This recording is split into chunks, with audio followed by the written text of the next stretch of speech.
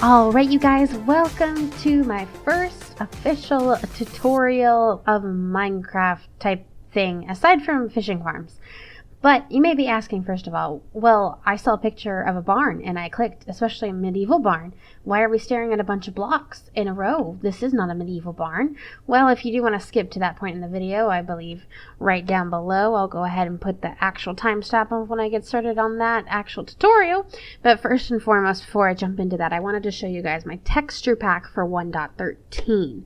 So, as you know, I take a lot of, hopefully you know, take a lot of inspiration from BOO's texture pack and Wells Knight's texture pack. I kind of created my own makeshift one where I took ideas from both and put them together and created my own and kept things I liked and got rid of things I didn't. That's still pretty much true. Not much has changed really since 1.12. However, I did go ahead, as you can see on the right, include the new diorite textures because I actually do like the new diorite textures and I could probably use them. It's not my favorite block, but I could probably use them somewhere. I did also change the stone slabs on the far left to what Good Times with Scar had. He got rid of that darker edge line that created a perfect square, and now they seamlessly go together, which I love for my walkways and pathways. I did change the cobblestone as well. I don't like the new cobblestone texture. In fact, I don't really have any new textures in this pack except for the diorite, and I might be getting the netherrack because the netherrack looks okay. However, I mostly am sticking to vanilla and these changes in front of us. So I did keep the old cobblestone texture, and I did go ahead and change the color to match the mossy cobble. Yeah, just to be a darker green because it's normally bright green scallion looking. And then I did change the glowstone texture to match the sea lantern texture. Right after that is a bone block. Hello slime. Goodbye slime. Well, wasn't that rude? Anyways, that is a bone block. I did take away the lines on the sides as well as the bottom and top circles. So if I go up, you'll see it's still the same texture. It's a little confusing, but I love using it. Other people think I'm weird sometimes because they're like, why are you placing them like that? I'm like, I don't know. They all look the same. Whatever. Then we have red sandstone in the middle. I did keep what BOO did. He made it a lot less red. In case you can't tell, it's more of like a, more of like a browner, I guess you could say. I don't know. And then BOO also did change the cut sandstone, I believe that's what it's called, and to these brick-like textures, which I really appreciate. And they make things stand out more when you use it like that. And I can't wait to get into some builds later on with that. However, the actual sand has a bit of a tone change as well that matches birch a little better, just because I like birch wood and sand to work together. It tends to be my favorite, which you will see as we move forward into this tutorial. So without further ado, let's go ahead and jump right into that. Alright, so jumping straight into the tutorial, I'm going to go take this almost step by step, but not really because I'm not going to be building it live on camera. I'm just going to be walking you through some ideas for it as well as how I got it put together. So first things first, to get your base going, you want to get stone brick, and of course dark oak or spruce works really well for this as well, but I prefer dark oak. I have over here on this corner, it's separated by 3 and it has this 3 by 3 square of stone, and then this one edge goes up by 1 extra block because we need that on the sides. Hello rain, go away. Beautiful. Then in the middle, this is going to be our entrance. It's actually 5 wide by 4 high because I like it a little bit taller, and these are the only 2 logs that go up 5 blocks instead of 4. All the rest of the logs will be 4 blocks tall. Then again, we have a repeat of the left side. Changing our view to the side, we have again 5 wide by 4 high for each side. I do have 3 sections of these separated by 4 tall dark oak logs. However, you're more than welcome to extend it because I know some people like to have bigger barns, longer barns. It's up to you. You could easily just keep adding on to this and make it super long.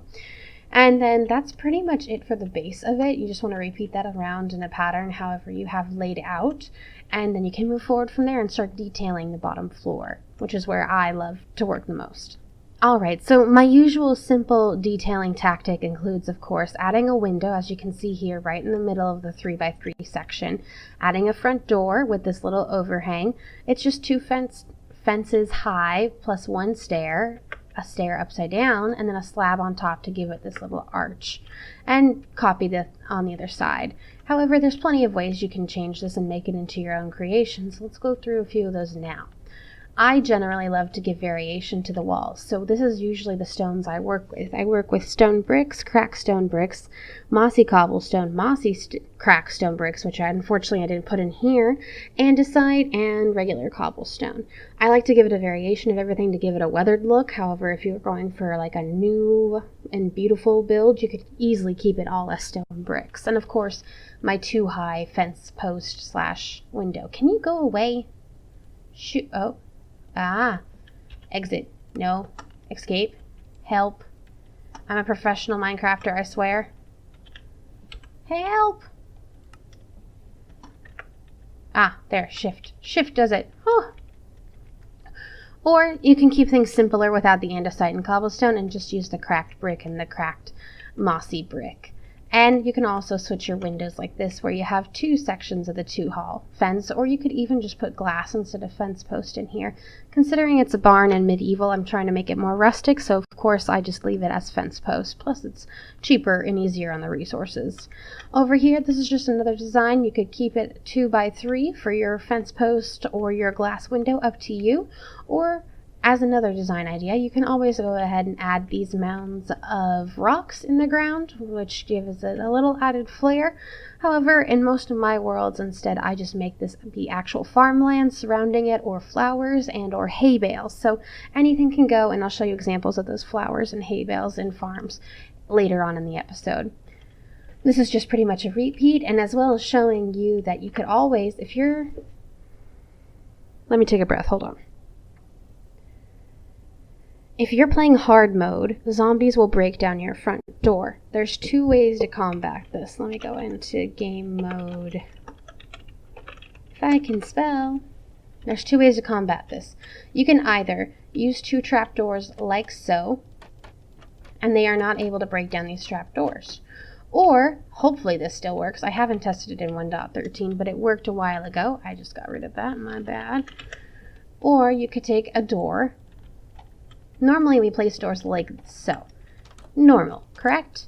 Normal means they can be broken. If you place them sideways and close them, I don't like it that way.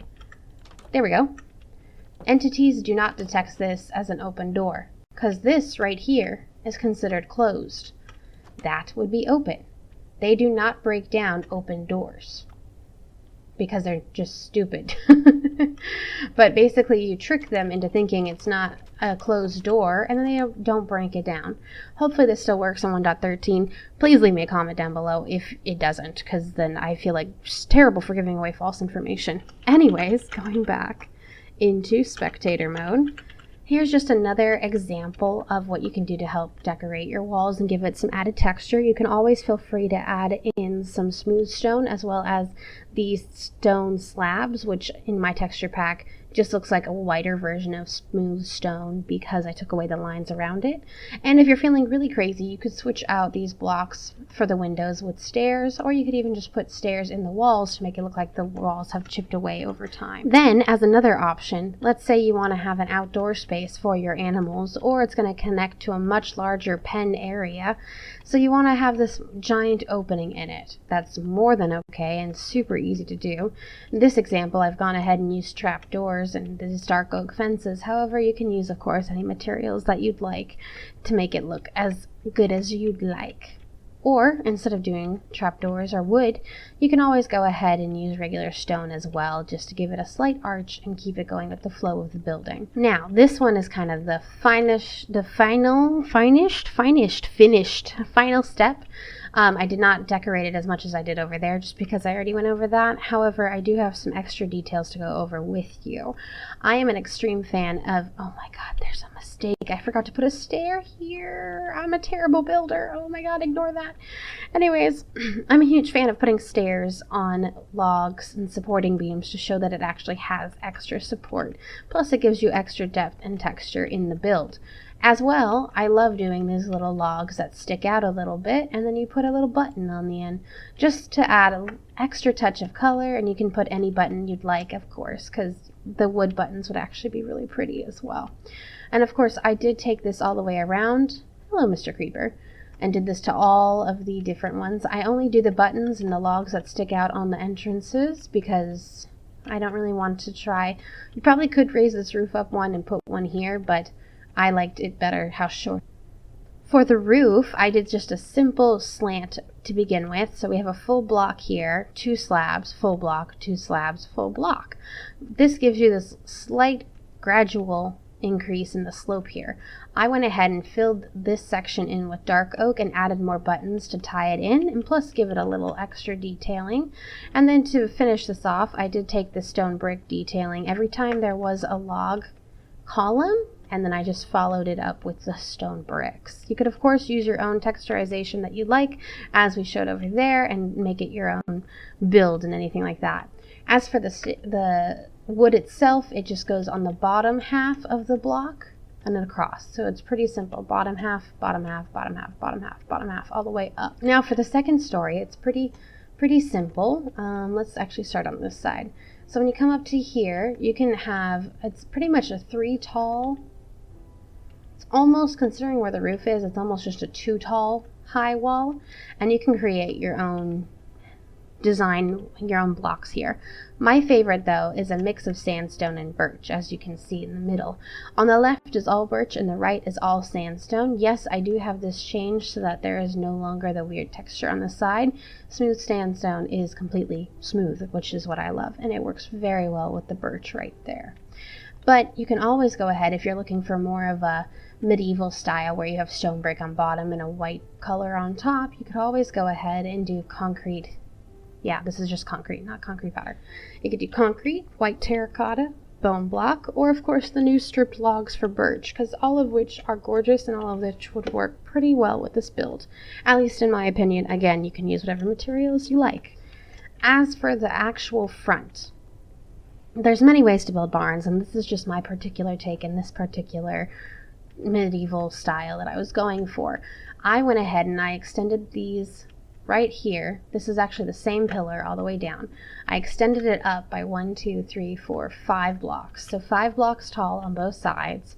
And then I was able to start my roof. I start the roof 1, 2, 3 on the 4th block up. Yeah, right here on the 4th block up. And I come out by 2. So right here is 4th block high. And then I go out 1 block and then 2 blocks. And I have my first stair correctly up like this. Then I do an upside down stair, another correct side up stair, then another upside down stair. Then we have a full block, a correct sided stair, an upside down stair, a correct sided stair, an upsided stair, a correct sided stair, and then we get to the top. And to the top, I went ahead and just put this little slab on the top instead of putting an under. Hello, rain. Goodbye, rain. Instead of putting another upside down stair here, and I did push the actual stair in farther against the wall because we are 2 blocks out. I wanted to give it extra depth to show that it was coming out. Now you could always go ahead and bring this out even farther. I've seen in cases with Wells Knight, he takes the stairs, and on this full block here, he does do an upside down block and he brings it out, so it kind of arches out, if you will. I have done that before, but in this video I did not, just because if you like Wells Knight's roofs, he does plenty of them.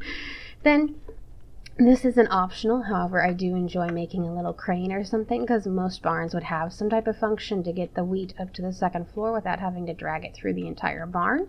So we do have, of course, my standard sandstone mixed with birch, plus a dark oak fence and a little ledge. Then we have a dark oak log coming out about 5 blocks, with a fence post on the 4th block down. It comes down 2, and on the 2nd one, it goes out in all 5. 7, I can't count, 8, all 8 sides. Is that 8?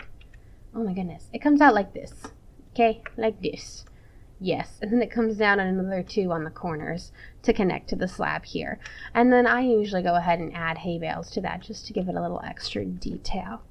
This is pretty much all the detailing with it. You just want to finish up the roof and take it across the entire thing, light it up, and do the interior however you like. I'm going to go ahead and jump into my iCraft world, where I have built one of these, and show you the interior, as well as my single player world to show you how I did that interior, because I believe they're both slightly different. However, I don't remember to be sure. So let me go ahead and switch into that. Give me just a second. Alright, you guys, so I am currently in my single player world, And as you can see, I have definitely added the hay bales on the top, as well as some bushes around the sides of the barn. I've done my actual detailing, even added some polished andesite because I love it so much, as well as keeping with the theme of being simple. However, this is an older build version of it where I did not include the dark oak with the buttons. That was a later idea that came to me while working in iCraft. On this side, I do, however, have it completely barred off. However, in iCraft, I have it open, which I'll show you later. And on the other side, we do have the crane right here. Now, when we go into it, the interior is still pretty bare because I haven't done much in this world in a while. However, you can more than welcome to have animal pens in here, as you would see, or you can go ahead and put hay bales everywhere, as is what I did in iCraft. And this is just a little extra storage room that I created to hide the ugliness of the stairs. Then you do walk up these stairs here and around the corner, and you come up to the upstairs and everything is perfect. Now let me go ahead and switch to iCraft and show you what I did on that one. Alright, so here on the iCraft server, this is where I actually had the idea to go ahead and do the little dots, the stone buttons on the dark oak, as well as I still did the crane and everything. I did do a little bit more detailing in the walls just because I had the resources for it, and I did finish off in here a bit more as well. This is mostly just being used for storage for hay bales, as well as in here. This is more hay bales, of course, and down here actually takes me straight to my mine shaft. So it is actually pretty useful to hide a mine shaft in and pretty easy to get through. Up here, again, more hay bales, quite a lot of them, just because I didn't know what else to put up here. But yeah, that's about it for this episode, you guys. I hope you did enjoy it. If you did, make sure you hit that like button down below. If I gave you any new ideas, go ahead and make sure you leave a comment as well so that I know that I helped you out. And if you're new here, don't forget to hit that subscribe button because it truly does help out my channel. Anyways, guys, thank you all so much for watching, and I'll see you all in the next Minecraft tutorial. Bye, guys!